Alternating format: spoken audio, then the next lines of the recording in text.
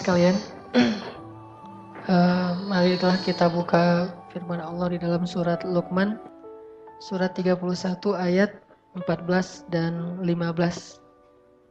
Surat Luqman masih tentang ayat berbakti kepada kedua orang tua yang ada di surat Luqman, surat 31 ayat 14 dan 15. Bismillahirrahmanirrahim.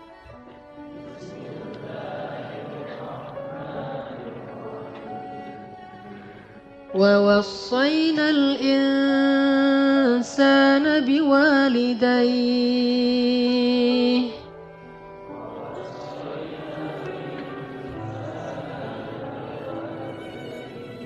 hamalathu وهنا على وهن وفصاله في عامين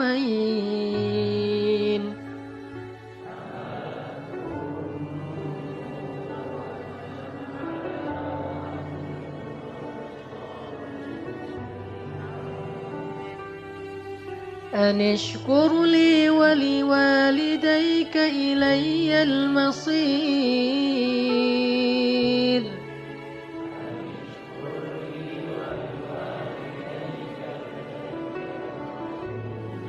وإن جاهداك على أن تشرك بي ما ليس لك به علم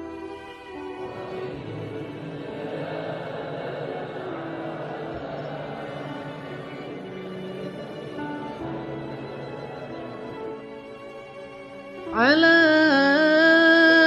أن تشرك بي ما ليس لك به علم فلا تطعهما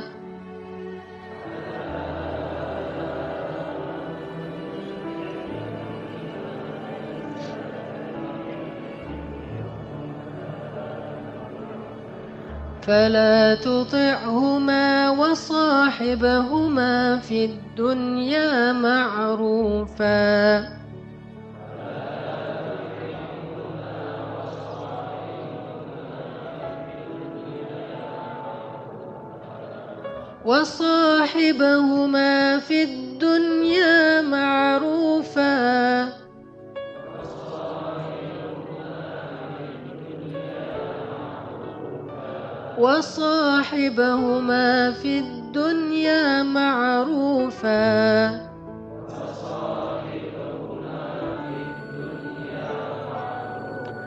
وصاحبهما في الدنيا معروفا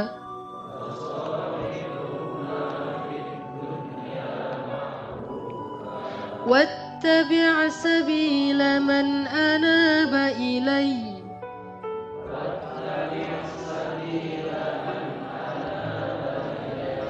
ثم إلي مرجعكم فأنبئكم بما كنتم تعملون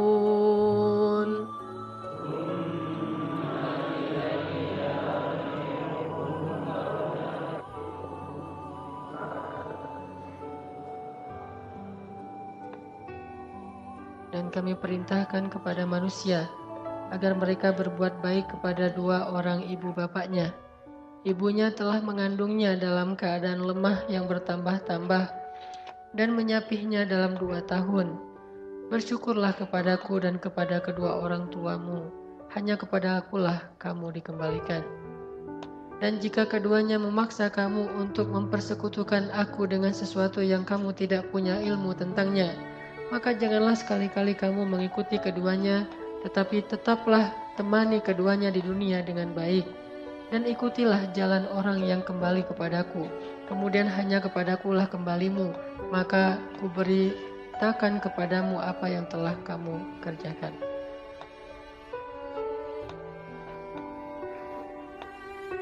Teman-teman sekalian, di dalam ayat 14 Allah Subhanahu wa taala menyinggung sedikit sekali tentang jasa ibu kita kepada kita. Yaitu yang paling luar biasa adalah ketika ibu kita mengandung kita dalam keadaan kepayahan. Apalagi kalau misalnya yang tahu bahwa dulu orang tua kita itu susah, orang tua kita itu miskin, orang tua kita itu serba kekurangan, dan saat sedang mengandung kita, ibu kita itu dalam keadaan sangat-sangat kurang gizinya. Dia lemah karena kurang makanannya, karena kurang gizinya, kurang vitamin, tetapi tetap berusaha untuk terus bisa memberikan yang terbaik buat anaknya. Tetap berusaha untuk berikhtiar. Bahkan dia menjaga dirinya agar jangan sampai karena kesalahannya terus bisa berakibat kepada anaknya. Bisa membuat kita cacat. Kalau ibu kita nggak jaga makan, mungkin kita bisa cacat. Kalau ibu kita nggak menjaga pola hidupnya, mungkin kita nggak akan normal. Intinya orang tua kita sejak mengandung kita itu udah berkorban untuk kita, terutama ibu kita. Dan nggak lepas juga dari pengorbanan ayah kita. Udah gitu menyapih di sini mulai dari sejak menyusui sampai selesai disapi. Ini artinya bahwa Allah Subhanahu Wa Taala ingin mengingatkan kita sebagai anak, jangan lupa kepada jasa orang tua. Dan bentuk ingatnya jasa orang tua itu adalah bentuk syukur kita kepada mereka. Apa kata Nabi? Man la yashkurun nas la yashkurullah. Siapa yang tidak bisa bersyukur kepada manusia atau berterima kasih kepada manusia, maka dia tidak bisa bersyukur kepada Allah. Jadi kalau kita ingin bersyukur kepada Allah, maka kita salah satu bentuknya adalah bersyukur kepada manusia. Dan orang yang paling berhak untuk kita syukuri nikmatnya adalah ibu dan ayah kita. Bersyukurlah kepada mereka, lalu kepada Allah Subhanahu Wa Taala pastinya, maka Allah Subhanahu Wa Taala akan menambahkan nikmat kepada kita. Arti bersyukur, setidaknya kita mengakui bahwa orang tua kita itu berjasa dalam hidup kita. Karena dalam syukur itu ada 3 rukun syukur, ada 3 syarat syukur. Kalau 3 syarat ini tidak terpenuhi, maka kita tidak disebut orang yang bersyukur. 1, iktiraf. Iktiraf itu artinya mengakui.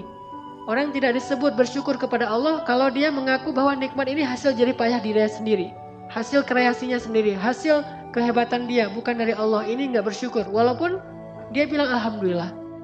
Tetapi kalau dia nggak mengatakan hadza min fadli rabbi, seperti kata Sulaiman, ini anugerah dari Allah bukan karena saya, seperti kata Zulkarnain, maka itu baru disebut bersyukur, iktiraf. Maka bersyukur kepada orang tua berarti kita mengakui bahwa orang tua kita sangat berjasa kepada kita.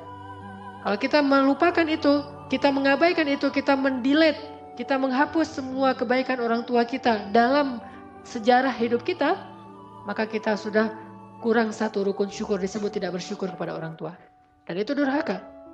Yang kedua rukun syukur itu selain iktiraf adalah tahadduts bin ni'mah. Kita membicarakan nikmat itu.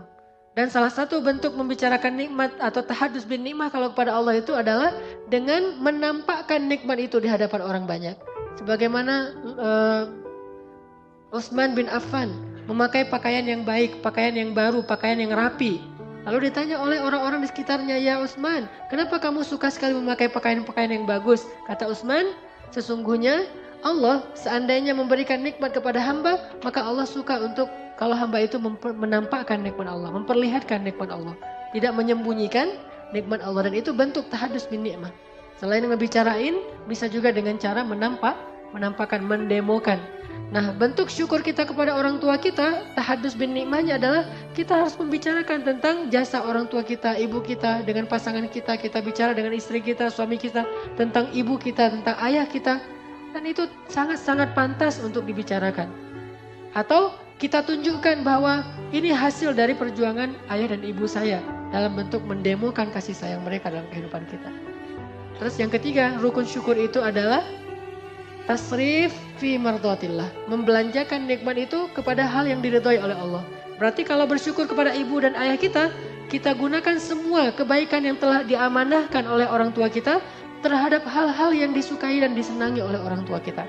Sehingga kalau orang tua kita, ibu kita mengandung kita, menyusui kita, memberi kita vitamin sampai kita menjadi sehat, IQ kita bagus, kita cerdas, lalu semua itu membuat kita menjadi sombong, bahkan mencela orang tua kita, ini tidak masuk rukun syukur, tidak tasrif fi mardatillah, tidak membelanjakan nikmat itu kepada hal yang diinginkan oleh pemberinya. Maka Kalau kita sadar bahwa kita dapat semua jasa dari orang tua kita, kemudian kita mengekspresikannya dalam bentuk demo kehidupan kita, maka yang terakhir adalah kita mencoba untuk menggunakan semua potensi baik dan nikmat itu ke dalam hal-hal yang diridhoi oleh orang tua kita. Ini syukur, kata Allah. Terus di ayat 15 Allah katakan, kalau keduanya memaksa kamu, jahadak. Memaksa itu ada yang dengan cara baik. Kalau dengan cara baik itu namanya bukan maksa, membujuk. Yang namanya memaksa itu dengan cara yang tidak baik, dengan membentak, dengan memukul, dengan mengancam. Siapa yang diancam dan disakiti oleh orang tuanya sendiri? Ibrahim. Qala araghibun anta an alihati ya Ibrahim. Hai Ibrahim, kenapa kamu benci sekali dengan Tuhan-Tuhanku ya Ibrahim? La illam tantahi la arjumannaka wahjurni maliya. Kalau kamu gak berhenti ya Ibrahim, aku rajam kamu. Gimana dirajam? Diikat di pohon kurma kemudian dilemparin rame-rame sama dengan batu.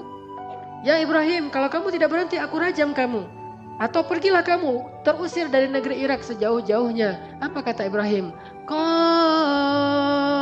Ibrahim berkata, Qala salamun alaik. Ini teladan kita, Nabi Ibrahim. Qala salamun alaik.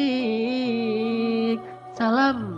Kalimat yang baik kepada ayahnya yang udah mengancamnya, yang udah menyiksanya, yang udah membakarnya, lalu mengusirnya. Dalam keadaan terusir dari rumahnya, dari negerinya bersama istri tercinta Sarah, Ibrahim mengatakan, Salamun alaik ya abati. Salam bagimu hai abati, semoga ayah selamat, semoga ayah selamat. Ya abati, lima ta'budu ma la yasma' wa la yubsir wa la yughni 'anka syai'a. Masih menggunakan bahasa yang karimah, bahasa yang lembut. Ya abati. Dalam bahasa Arab memanggil ya abi itu sudah lembut, tetapi ini lebih lembut dari ya abi, yaitu ya abati. Ya abati, padahal ayahnya memanggil Ibrahim bukan ya bunayya, bukan anakku tersayang, tapi ya Ibrahim, panggilan yang kasar sekali. Lalu ancaman yang sangat luar biasa, diusir, disakiti, disiksa, termasuk diserahkan kepada Namrud untuk dibakar.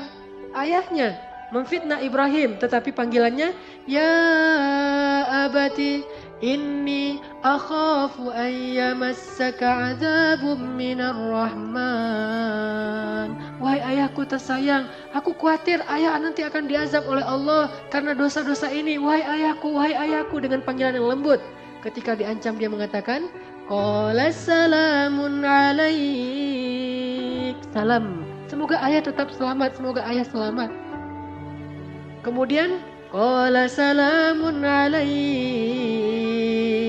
Sa'astaghfiru laka rabbi innahu kana bi hafiya. Ya Allah ampunkanlah ayah saya. Ya Allah ampunkanlah ayah saya. Terus mendoakan ayahnya. Wa a'tazilukum. Terpaksa aku harus meninggalkan kalian dengan apa yang kalian sembah.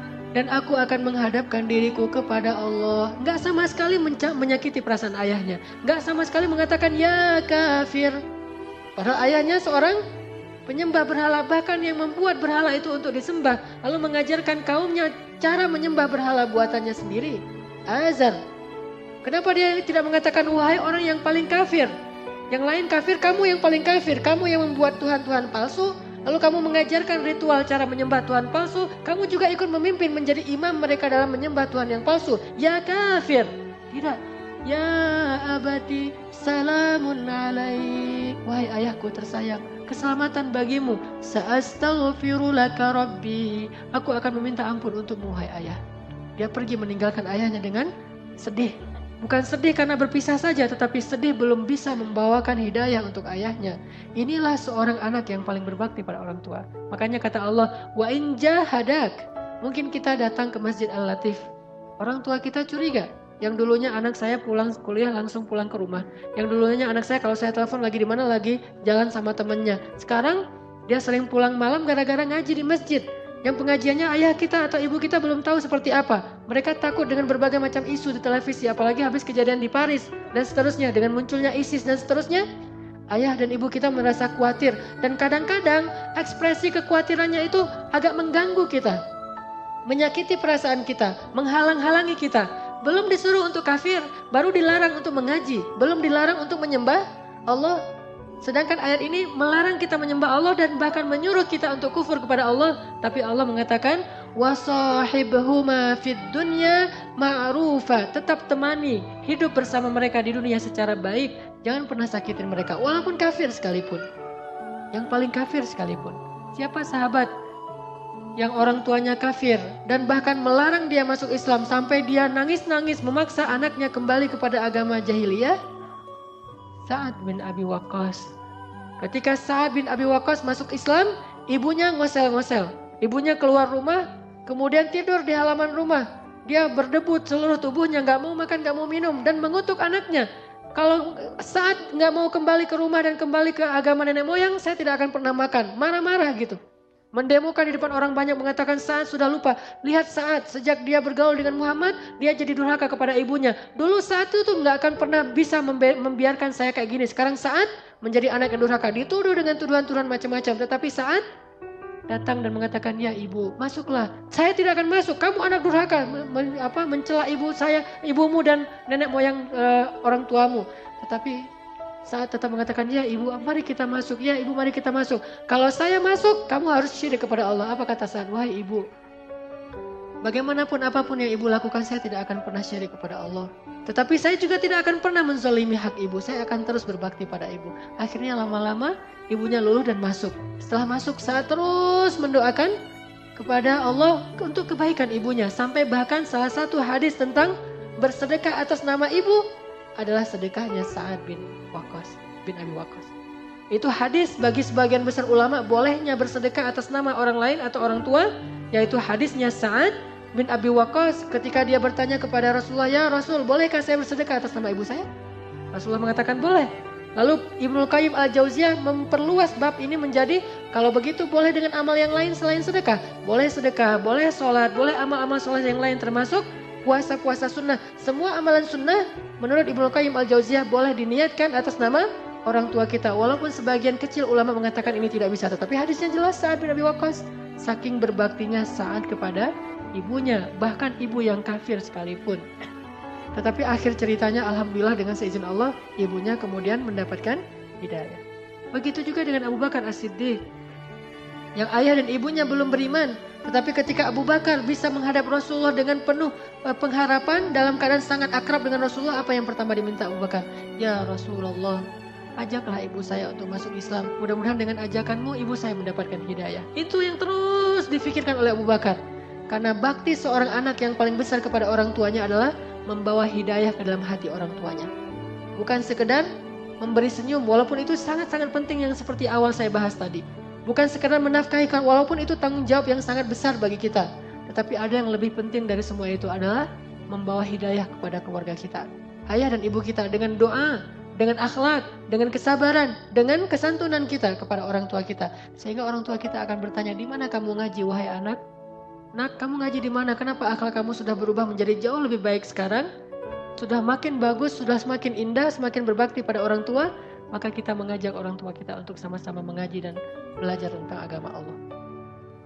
Teman-teman sekalian, ada satu hadis penting nih dari Rasulullah SAW tentang berbakti pada orang tua.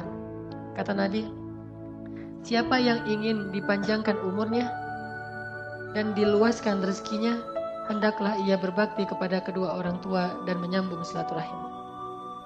Siapa yang ingin dipanjangkan umurnya, dilapangkan rezekinya, hendaklah berbakti kepada orang tua dan bersilaturahim. Bersilaturahim kita tahu, menyambung yang terputus. Lalu berbakti kepada orang tua. Ternyata berbakti kepada orang tua kita itu adalah syarat untuk diberikan umur yang panjang. Arti umur yang panjang bisa umur benar-benar Allah tambah secara durasi waktu. Bisa berarti umur kita yang panjang itu artinya kehidupan kita itu sangat bahagia sepanjang hidup. Tidak ada yang sia-sia. Karena orang yang pendek umur dalam bahasa Arab itu artinya orang yang hidup lama tetapi tidak ada kebaikan. Umur yang panjang, rezeki yang lapang. Sehingga kalau kita merasa bahwa pekerjaan kita mulai banyak masalah, usaha-usaha kita mulai merugi, lalu kita mencari-cari penyebab faktor ini kenapa usaha saya rugi, mungkin karena salah di marketing, mungkin karena salah di sini, kita evaluasi sekian banyak hal, tetapi jangan lupa yang pertama bukan itu, tetapi evaluasi dulu hubungan kita dengan Allah, kemudian kepada orang tua. Bagaimana hubungan kita dengan Allah? Karena dari Allah lah sumber rezeki kita. Lalu bagaimana dengan orang tua? Karena orang tua kita lah pintu rezeki. Kalau sumbernya telah memberikan kepada kita rezeki, tapi pintunya kita ditutup, tetap kita nggak akan mendapatkan rezeki itu. Kalau kita punya masalah di kantor kita, datang kepada ibu dan ayah kita. Kalau kita punya masalah di kampus dan di sekolah kita, kenapa nilai saya anjlok? Kenapa saya susah belajar? Atau bahkan nggak punya semangat belajar sama sekali, datanglah kepada ayah dan ibu kita. Kalau kita punya masalah keluarga, suami istri atau anak, datanglah kepada ayah ibu kita. Kalau kita punya masalah pribadi, datanglah kepada ayah ibu kita. Karena di sanalah Allah Subhanahu wa Ta'ala titipkan kebahagiaan kita di dunia dan di akhirat. Umur dan rezeki. Apapun masalah kita, datang dulu kepada orang tua sebelum kita mengevaluasi hal-hal yang lain. Sebelum kita mengevaluasi cara belajar kita, atau les kita, atau pekerjaan kita, atau karir kita, atau kesalahan-kesalahan kita yang lain yang sifatnya teknis, yang pertama yang harus kita evaluasi adalah bagaimana hubungan kita dengan orang tua kita. Udah berapa lama kita tidak datang kepada orang tua kita? Udah berapa lama kita tidak telepon orang tua kita? Termasuk masalah jodoh sekalipun. Kalau orang tua kita belum meridhoinya atau orang tua kita meminta jatah waktu, maka niatkan itu sebagai bentuk mungkin adalah bakti kita kepada orang tua kita yang terakhir sebelum kita nanti akan terbelah hati kita dengan pasangan kita. Dikasih waktu sebulan, 2 bulan, setahun, 2 tahun untuk lebih banyak berbakti kepada ibu dan ayah kita sebelum hati kita terbagi dengan orang yang kita cintai. Itu kesempatan kita. Maka turuti keinginannya. Kalaupun kita ingin agar lebih cepat, maka percepatlah pernikahan kita itu tanpa menggores hati orang tua kita. Tidak akan berkah pernikahan yang disertai dengan rasa tidak ridho dari orang tua kita. Mungkin dia tetap akan menjadi saksi atau akan menikahkan kita, tetapi tidak dengan kelapangan dada. Ridho orang tua itu luar biasa. Ada masalah sedikit, pertama sholat, karena kita memperbaiki hubungan dengan Allah. Kedua, telepon ayah dan ibu kita. Dan saya mengalami itu luar biasa, kemudahan-kemudahan yang Allah berikan dalam hidup saya beberapa saat yang lalu, karena saya masih punya ayah dan ibu. Dan saya merasa ketika sejak terakhir ayah saya meninggal, kehidupan saya itu banyak sekali ujian. Lalu saya mencoba untuk memuhasabahi diri saya. Oh, ternyata mungkin saya belum terlalu dekat, belum terlalu banyak berbakti kepada mertua saya. Saya coba memperbaiki hubungan saya dengan mertua. Setelah memperbaiki hubungan dengan mertua, ternyata Allah bukakan lagi kebaikan-kebaikan dan kemudahan dalam urusan hidup saya. Kalau bukan karena doa ibu saya, mungkin saya tidak akan bertahan lama di Mesir. Saya pernah cerita beberapa kali bagaimana saya berangkat ke Mesir tanpa modal sama sekali. Di kantong saya itu nggak ada uang sepersen pun. Satu-satunya modal saya adalah doa dari ibu saya yang mengantarkan saya ke bandara. Dan yang membuat saya sedih, tanpa saya ketahui ternyata saat di bandara itu adalah saat terakhir saya bertemu dengan ibu saya. Dan tidak akan bertemu lagi, kecuali mudah-mudahan harapannya bertemu di surga. Kenapa? Ketika saya berangkat ke Mesir, 4 tahun berselang kemudian ibu saya menjadi korban tsunami dan meninggal dunia. Dan alhamdulillahnya yang saya syukuri, seminggu sebelum terjadi tsunami, alhamdulillah Allah gerakkan hati saya sehingga saya telepon ibu saya. Saya ngobrol panjang lebar, itu telepon yang paling panjang antara saya dengan ibu saya seminggu sebelum terjadi tsunami. Dan saya masih terngiang-ngiang nasihat dari ibu saya. Di sini ada adik saya, dia tahu hari-hari terakhir, saat subuh terakhir bagaimana keadaan ibu saya, yang beliau biasanya tuh habis sholat subuh itu cuma berdoa sebentar kemudian sibuk dengan urusan rumah. Tapi hari itu alhamdulillah habis sholat subuh ibu saya tidak berhenti berzikir. Terus sampai terjadi gempa.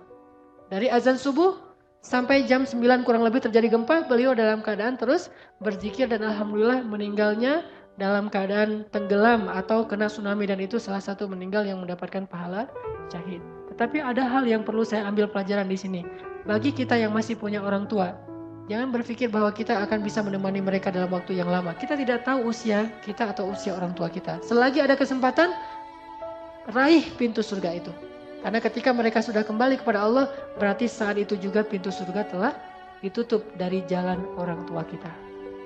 Teman-teman, ayo malam ini juga kita telepon orang tua kita, minimal kita SMS orang tua kita. Kalau bisa menemui, kita temui orang tua kita.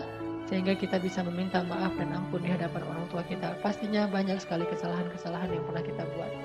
Kalau kita mau tahu gimana beratnya jadi orang tua, bagi yang sudah menikah dan punya anak sekarang ngerasain gimana susahnya jadi orang tua. Saya ngerasain gimana beratnya jadi seorang ayah. Padahal kehidupan saya jauh lebih nikmat ketimbang ayah saya dulu. Ayah saya berangkat ke tempat kerja, beliau tukang pangkas. Beliau berangkat pagi-pagi, pulang malam dengan mengendarai sepeda yang berjarak sekitar 12 km setiap hari.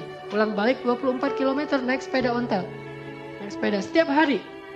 Hujan, panas, dingin, dan beliau tidak punya jas hujan. Sehingga kalau hujan ya sudah hujan. Kehujanan pulang ke rumah dalam keadaan basah kuyup, paling-paling yang beliau tutup, dan saya masih ingat yang sering beliau lakukan tuh kalau lagi hujan besar hanya menutup kepala dengan kain kantong kresek. Cuma itu pelindung dari hujan, yang lain semuanya kehujanan sepanjang jalan. Padahal kehidupan beliau jauh lebih sulit.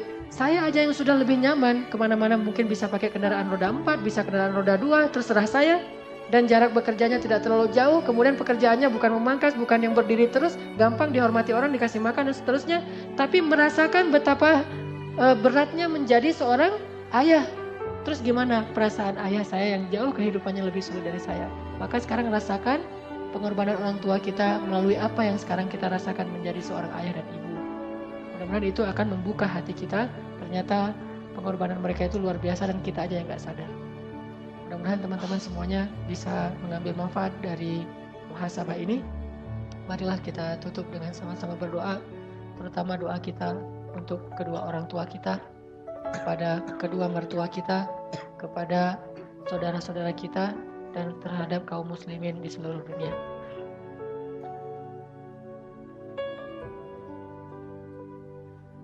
Dan juga di sini ada saudara kita yang sedang sakit orang tuanya, yaitu Bapak Haji Undang Misdan bin Sukarta, sedang dirawat di Rumah Sakit Boromeus dalam keadaan sedang sakit keras. Mudah-mudahan Allah Subhanahu wa taala meringankan, mengangkat, menyembuhkan penyakitnya, lalu memberikan pahala dengan ujian sakit ini berupa ampunan dosa dan diangkat derajatnya dan diberikan kesabaran baik bagi beliau maupun bagi keluarganya. A'udzu billahi minasy syaithanir rajim. Bismillahirrahmanirrahim. Alhamdulillahi rabbil alamin. Alhamdulillahi rabbil alamin hamdan yuwafi ni'amahu wa yukafi'u mazidah. Ya Rabbana lakal hamdu kama yanbaghi li jalali wajhikal karim wa 'azimi sultanik. Alhamdulillah, segala puji bagi Allah. Alhamdulillah, atas limpahan nikmat Allah. Alhamdulillah, atas nikmat hidayah. Alhamdulillah, atas nikmat iman. Alhamdulillah, atas nikmat Islam. Alhamdulillah, atas nikmat taubah. Alhamdulillah, atas nikmat hijrah. Alhamdulillah, atas nikmat Al-Quran. Alhamdulillah, atas nikmat ibadah. Alhamdulillah, atas nikmat keluarga. Alhamdulillah, atas nikmat keluarga. Alhamdulillah, atas nikmat diberikan seorang ayah. Alhamdulillah, diberikan ibu yang paling mencintai kami. Alhamdulillah, diberikan malaikat pasangan kami. Alhamdulillah, diberikan anak-anak penyejuk hati kami. Alhamdulillah, diberikan kemudahan rezeki. Alhamdulillah, dipilihkan untuk kami sebagai umat Muhammad. Alhamdulillah, Alhamdulillah, Alhamdulillahi Rabbil Alamin. Allahumma ghfir lana dhunubana ya Allah. اغفر لنا ذنوبنا يا الله اغفر لنا ذنوبنا يا الله Ya Ghaffar, betapa banyak dosa kami ya Allah, betapa banyak kesalahan kami ya Allah, betapa sering kami melakukan maksiat di hadapan-Mu ya Allah, betapa sering kami menyombongkan diri dari-Mu ya Allah, betapa sering kami mengabaikan perintah-Mu ya Allah, betapa sering kami melanggar larangan-Mu ya Allah. Ya Ghaffar, ampunkanlah dosa kami ya Ghaffar, maafkanlah kesalahan kami ya Ghaffar, hapuslah kesalahan dan kekeliruan kami ya Ghaffar. Ya Allah, maafkanlah kedurhakaan kami kepada ibu kami ya Allah, maafkanlah kedurhakaan kami kepada ayah kami ya Allah. Sering kami menyakiti perasaan mereka ya Allah, sering kami menyakiti perasaan ayah kami ya Allah, sering kami menyakiti perasaan ibu kami ya Allah. Tapi doa-doa mereka terus mengalir dan dilantunkan untuk kebaikan kami ya Allah. Ya Allah, kami durhaka kepada ayah kami ya Allah, kami melupakan jasa mereka ya Allah, kami menuduh mereka zalim padahal mereka berkorban untuk kami ya Allah.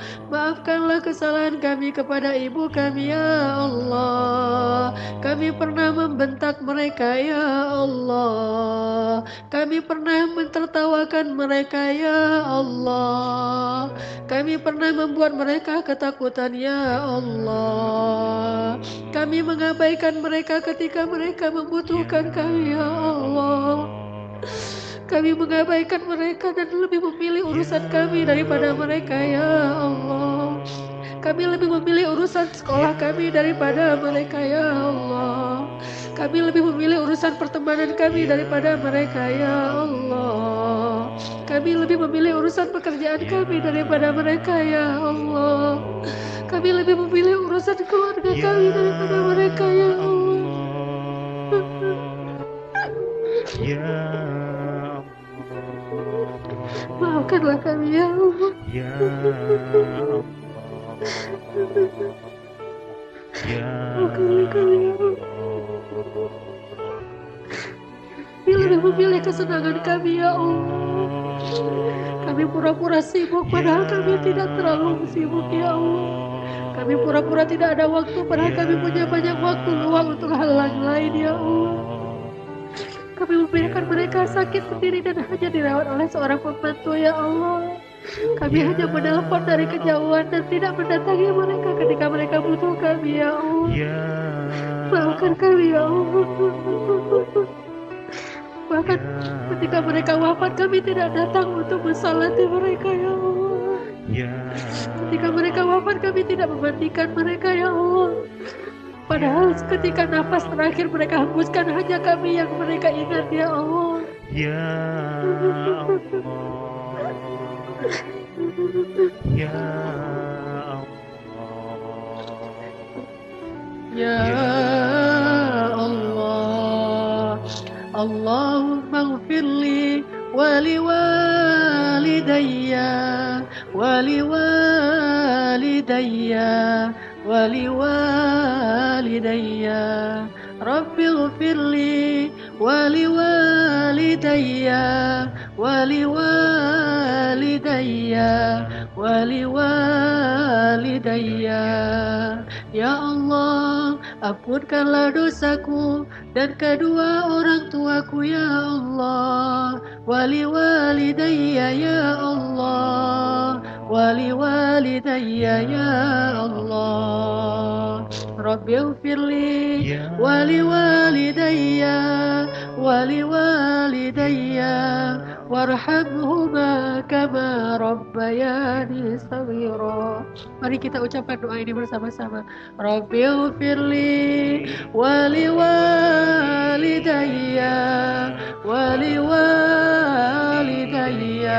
Ingat wajah ibu kita. Waliwalidayya Rabbi ighfirli waliwalidayya. Ingat wajah ayah kita. Waliwalidayya. Ingat wajah ibu kita. Waliwalidayya Rabbi ighfirli waliwalidayya. Ingat ketika kita menyakiti perasaan mereka. Ingat ketika kita mengucapkan kata-kata yang menghardik mereka. Ingat ketika kita mengacaukan mereka.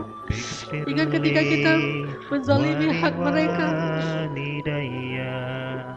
Waliwalidayya waliwalidayya warhamhuma ya Allah warhamhuma ya Allah warhamhuma ya Allah warhamhuma ya Allah warhamhuma ya Allah warhamhuma ya Allah warhamhuma ya Allah. Kirimkan doa kita kepada orang tua kita yang telah meninggal dunia, kepada orang tua kita yang sangat merindukan doa kita di dalam alam kubur mereka. Kirimkan doa kita untuk orang tua kita, ayah dan ibu kita yang sekarang berada di dalam alam barzakh. Mereka sangat butuh doa-doa dari kita. Waliwalidayya waliwalidayya waliwalidayya. Ayo kita doakan bersama-sama. Rabbil firli waliwalidayya waliwalidayya waliwalidayya Rabbil firli waliwalidayya. Mudah-mudahan doa kita akan mengangkat derajat orang tua kita. Mudah-mudahan doa kita akan membahagiakan orang tua kita di kuburnya. Mudah-mudahan doa kita akan menggugurkan dosa-dosa orang tua kita. Waliwalidayya waliwalidayya waliwalidayya warhamhuma ya Allah warhamhuma ya Karim warhamhuma ya Rahim warhamhuma ya Rabbal Alamin. Rabbi ighfirli waliwalidayya waliwalidayya waliwalidayya warhamhuma ya Allah warhamhuma ya Karim warhamhuma ya Rahim kama rabbayani saghira. Allahumma firli wa liwalidayya warhamhuma kama rabbayani saghira. Rabbana hab lana min azwajina wa dhurriyyatina qurrata a'yun waj'alna lil muttaqina imama. Ya Allah, jadikanlah kesalahan-kesalahan kami kepada orang tua kami tidak lagi terulang kepada anak-anak kami, ya Allah. Kedurhakaan kami kepada ayah ibu kami tidak lagi terulang kepada anak-anak kami, ya Allah. Jangan Engkau jadikan kekasaran sifat kami kepada orang tua kami ditiru oleh anak-anak kami kepada kami, ya Allah. Anugerahkanlah kepada kami anak-anak yang berbakti kepada kedua orang tuanya, ya Allah. Rabbana atina fid dunya hasanah wa fil akhirati hasanah wa qina adzabannar. Subhanakallahumma wa bihamdika asyhadu an la ilaha illa anta astaghfiruka wa atubu ilaik. Assalamualaikum warahmatullahi wabarakatuh.